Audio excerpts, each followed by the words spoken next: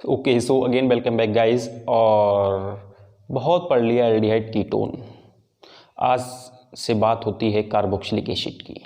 10-12 lecture पढ़ चुके हो और अब गाड़ी मुड़ाते हैं हम लोग कार्बोक्सिलिक एसिड की तरफ। तो गाइस, कार्बोक्सिलिक एसिड का जो बेसिक है वो हम इस सीरीज़ का जो फर्स्ट लेक्चर था उसी में आपको बता चुके हैं। उनका नॉमेनक्लेचर एंड स्ट्रक्चर वगैरह एवरीथिंग हम क्लियर कर चुके हैं। अगर आपने वो नहीं देखा है, आप उसका नॉमेनक्लेचर एंड बेसिक जानना चाहते हैं कार्बोक्सिलिक एसिड का, तो जो प्लेलिस्ट में जाइए carboxylic aldehyde and carboxylic acid वाली में फर्स्ट लेक्चर है, उसी को आप चेक कीजिए, एक बार समझ आ जाएगा। ठीक है। सो आज हम सीधे बात करेंगे प्रिपरेशन मेथड की, कि इनके जो कुछ इंपॉर्टेंट रिएक्शंस हैं जिनके जो पूछे जाते हैं खूब ज़्यादा बोर्ड एग्ज़ाम के अंदर, बहुत ज़्यादा पॉसिबिलिटी रहती है, तो उसमें से 1 बाय 1 रिएक्शनों को विद मैकेनिज्म चेक करेंगे, इनके प्रिपरेशन मेथड को। तो देखते हैं। और एक चीज़ आपको बता दें कि जो कार्बोक्सिलिक वर्ड है ना, ये ड्राइव कैसे हुआ है, इसका नाम कार्बोक्सिलिक एसिड कैसे पड़ा है। ठीक है, सो देखते हैं। पहले देखो, आप एक बात जानते हैं कि जो भी कंपाउंड, कोई भी कंपाउंड जिसमें आपके पास COOH ग्रुप लगा हुआ है ना, COOH ग्रुप लगा है, इधर कोई अल्काइल ग्रुप हो सकता है, अराइल हो सकता है, तो ये जो COOH ग्रुप अगर लग जाता है तो गाइज हम उसको क्या बोलने लगते हैं, कार्बोक्सिलिक एसिड है। ये तो होता है ना। ओके, अब देखिए क्या होता है।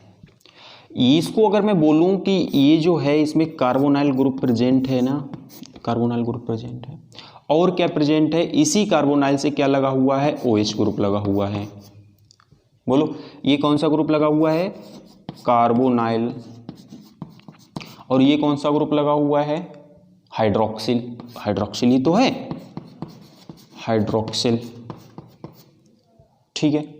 तो जब ये दो ग्रुप मिलकर के एक कंपाउंड बना देते हैं तो इन दोनों के नाम भी तो मिला देते हैं। देखिए क्या बन रहा है, कार्बो यहां से उठा लो, ठीक है, और यहां से एक्साइल उठा लो। इनको हटा दूं मैं, अब इनको हटा दो, इसको हटा दो और इसको हटा दो। क्या लिखा है, ये कार्बोक्सिलिक एसिड है ना। तो ये जो कार्बोक्सिल आ रहा है, कार्बोक्सिलिक एसिड जो आ रहा है, वो इसीलिए इसका नाम है, बिकॉज ये दो ग्रुप का मर्ज किया हुआ ग्रुप बना हुआ है, इसीलिए उन्हीं के नाम पर हमने बात कर ली है कि इसका नाम कार्बोक्सिलिक एसिड होता है। ठीक है। सो गाइज, अब हम लोग सीधे बात करते हैं कि इनके प्रिपरेशन मेथड, हम कार्बोक्सिलिक एसिड को प्रिपेयर कैसे कर सकते हैं, क्या क्या मेथड हो सकते हैं। सो गाइज, बहुत ज़्यादा इंपॉर्टेंट रिएक्शंस हैं इसके रिलेशन में, और छोड़ेंगे किसी को भी नहीं। ठीक है, 1 बाय 1 आज बात करते हैं हम लोग। सबसे पहले रिएक्शन बहुत ज़्यादा इंपॉर्टेंट है और बहुत ज़्यादा कॉन्सेप्चुअल भी है। कॉन्सेप्चुअल तो बोलने की थोड़ा सा ध्यान देने वाली है। एल्डिहाइड, जो हमारे पास कार्बोक्सिलिक एसिड होते हैं, हम इनको निट्राइल के थ्रू बनाते हैं। अब ये निट्राइल क्या होता है बताता हूँ। कार्बोक्सिलिक एसिड फ्रॉम निट्राइल या बोले अमाइड, दोनों रिएक्शनें इसी में इन्वॉल्व हैं गाइस। तो जो भी कंपाउंड हमारे पास होते हैं जिनमें साइनाइड मतलब CN ग्रुप लगा हुआ है, तो उनको निट्राइल बोला जाता है। तो हम ऐसे कोई रिएक्टेंट लेकर के चलेंगे जिसमें CN ग्रुप लगा हुआ है, उसके थ्रू कार्बोक्सिलिक एसिड को बनाते हैं, और कैसे बनता है, क्या मैकेनिज्म है, सारी चीज़ें चेक करते हैं। देख, ओके। सो गाइस, पहले मैं रिएक्शन आपको बता दूं कि अगर हम इसकी बात करें कि RC≡N, राइट, थोड़े छोटे बन गए हैं, नो प्रॉब्लम। अगर हम लोग इसकी बात करें कि यहाँ पर फर्स्ट स्टेप आपने क्या किया है कि कोई एसिडिक मीडियम लिया, एसिड के साथ रिएक्शन कराया, देन उसके बाद सेकेंड स्टेप होती है इसका वाटर से रिएक्शन, हाइड्रोलिसिस करा दिया करते हैं। फिर हमारे पास क्या होता है कि ये जो CN ग्रुप है ना, ये गाइस कन्वर्ट हो जाया करता है आपका किस में, ये कन्वर्ट हो जाता है कार्बोक्सिलिक एसिड में। बस, साइनाइड ग्रुप इसमें चेंज हो जाता है कार्बोक्सिलिक एसिड में, बात खत्म।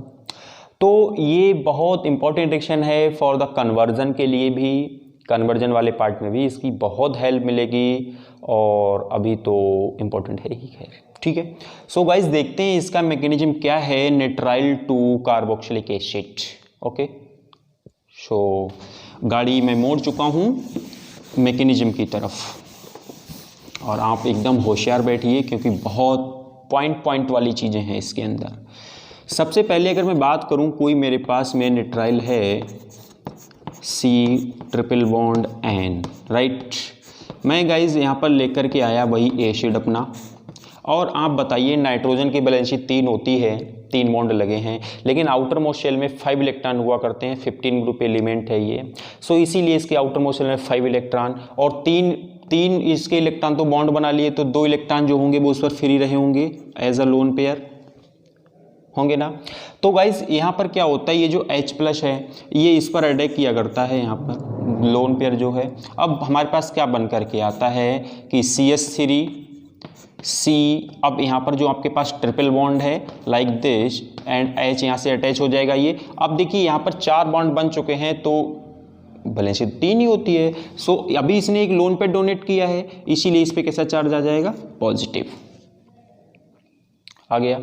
ये जो पॉजिटिव चार्ज है इसको डिफ्यूज करने के लिए, इसको फिनिश करने के लिए यहाँ पर ये जो पाई इलेक्ट्रॉन है, ये पाई इलेक्ट्रॉन इसके ऊपर शिफ्ट हो जाते हैं, और इस पर जब ये पाई इलेक्ट्रॉन शिफ्ट होगा then next product like this CH3। अब गाइज एक चीज़ देखिए, यहाँ पर डबल बॉन्ड रह गया क्योंकि एक बॉन्ड तो नाइट्रोजन के ऊपर शिफ्ट हो चुका है।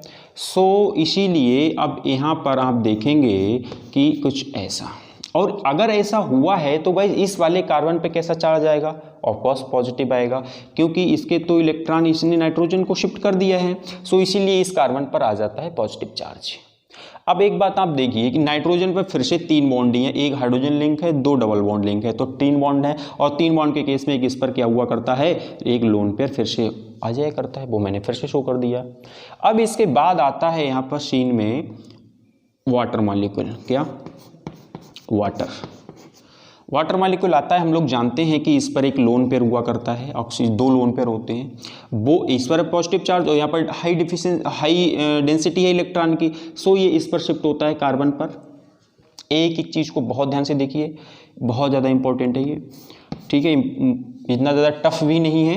तो जब ये इस पर शिफ्ट होगा इसका मतलब ये वाटर मॉलिक्यूल इस कार्बन से अटैच हो जाएगा, और अगर ऐसा होगा तो प्रोडक्ट क्या होगा बताओ मैं, CH3C, इस वाले कार्बन से क्या लग गया, ये हाइड्रोजन, एंड यहाँ पर तो आपके पास ये डबल बॉन्ड है ही, ये तो आ जाएगा। अब ऑक्सीजन की बैलेंस 2 हुआ करती है, यहाँ पर 3 बॉन्ड ही बनाए बैठा है, तो ऑफकोर्स इस पर पॉजिटिव चार्ज आपको शो करना पड़ेगा क्योंकि इसने लोन पे डोनेट किया है, आप ऐसे समझ सकते हो। तो इस पॉजिटिव चार्ज को फिनिश करने के लिए जो ऑक्सीजन और हाइड्रोजन बॉन्ड है ये वाला इस पर शिफ्ट हो जाया करता है ऑक्सीजन पर, क्योंकि इस पर पॉजिटिव चार्ज है, इसको इलेक्ट्रॉन की रिक्वायरमेंट है। तो ये एक तो वैसे ही हाईली इलेक्ट्रोनेगेटिव है, तो ये दोनों इलेक्ट्रॉन भी साइड खींचता है और यहाँ से H+ बना करके निकल जाता है ये, ठीक है। अगर इसने H+ बना करके दे दिया तो ये क्या बन गया मेरे पास में, देखो ये मेरे पास बन जाएगा CH3, ये वाला C, इससे लगा हुआ ये वाला OH, एंड इससे ये डबल बॉन्ड NH, ठीक है, इतना समझ आ गया। अब इसके बाद क्या होता है, फर्दर आता है H+, यहाँ पर वो हमारे पास जो एसिड हमने ले रखा था वो एसिड फर्दर अब ये लोन पे फिर से इस पे अटैक करता है, और जब ऐसा होगा तो हमारे पास क्या बन कर के आएगा बताओ, CH3, ऊपर थोड़ा लिखता हूँ मैं, CH3 COH and double bond N, और यहाँ पर क्या हो जाएगा NH2, क्योंकि एक H और इससे लगने जा रहा है, और अगर इसने लोन पे डोनेट किया है तो उस पर पॉजिटिव चार्ज आएगा। इस पॉजिटिव चार्ज को फिनिश करने के लिए एक बार फिर से अपना ये पाई इलेक्ट्रॉन इसको देगा, ठीक है। अगर ऐसा होगा तो इस वाले कार्बन पर कैसा चार्ज आएगा, पॉजिटिव, इस पे कैसा चार्ज आएगा, पॉजिटिव, CH3 एंड C, ये वाला मैं OH ऊपर लगा दूं, कोई दिक्कत नहीं है, OH, ठीक है। और यहाँ पर सिंगल बॉन्ड बचा होगा आपके पास में, और क्या आ गया, NH2, ठीक है। अब क्या होगा, यहाँ पर तो है पॉजिटिव चार्ज, ठीक है, क्योंकि यहाँ पर क्या है, आप देख रहे हैं कि ये वाला तो इधर शिफ्ट हो चुका है बॉन्ड। अब क्या यहाँ पर हो रहा है वो देखिए आप ध्यान से, कि यहाँ पर जो ये लोन पेयर होता है ना, ये जो आपके पास लोन पेयर है, ये लोन पेयर इसको फिनिश करने के लिए शिफ्ट हुआ करता है कुछ ऐसे, और जब यहाँ शिफ्ट होगा तो यहाँ क्या बनेगा, डबल बॉन्ड। यहाँ क्या बनेगा, डबल बॉन्ड। डबल बॉन्ड तो बनेगा, लेकिन अब यहाँ पर प्लस चार्ज आ जाएगा, तो उस प्लस चार्ज को ख़त्म करने के लिए, फिनिश करने के लिए ये इन दोनों इलेक्ट्रॉनों को अपने ऊपर खींच लिया करता है। समझ आ रहा है ना। तो यहाँ से क्या बनेगा, हमको H+ मिलेगा। ठीक है, H+ तो मिलेगा, तो बनेगा क्या, अब देखो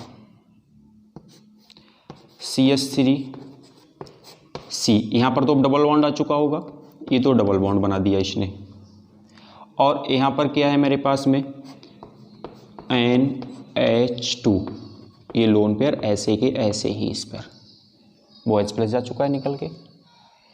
ठीक है, अब हम लोग क्या बात करते हैं कि फिर से हमारे पास में जो H+ है वो आता है, और होता क्या है कि ये वाला जो लोन पेयर है फिर से इस पे जाता है, और ये H यहाँ लगेगा तो गाइस क्या बनेगा बताओ हमें, CH3CO एंड ये वाला NH3 बनेगा।